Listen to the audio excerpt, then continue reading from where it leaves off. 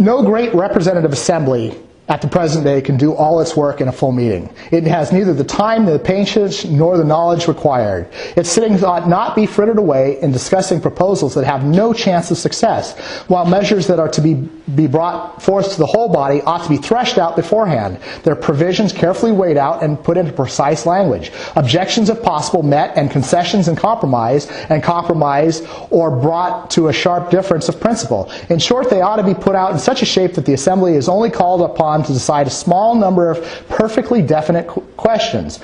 To enable it to do so intelligently, it may necessarily also collect information about doubtful facts. We're back to the investigating function. Modern assemblies have sought to accomplish these results mainly by committees of some kind. And in England, where the parliamentary form of government has reached a higher development than anywhere else, the chief instrument for the purpose is the informal joint committee of the House and the Senate, known as the Cabinet. But unless Parliament were very nearly reduced to the role of criticizing ministers and answering yes or no to a series of questions propounded them, it must do its work through other committees. So that was A. Lawrence Lowell. He was president of Harvard, and I think it was 1906 when he wrote that. But he's saying you can't really have everybody meet at once. So when we talk about how wieldy would a large legislature be, it can be very wieldy.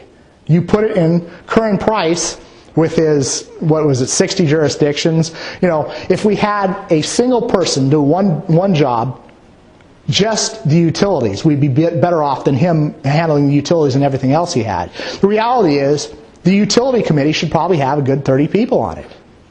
Probably more. If I had to think about it, I'm sure there's probably at least 700 utilities up and down the state. We should have a rep looking at them at least once every 2 years. We don't even have one rep that can undivide his time on that. And chances are he's hiring assistants that don't look into it either. And you got the executive branch that's managing these things that no one's watching. And that's where we're at.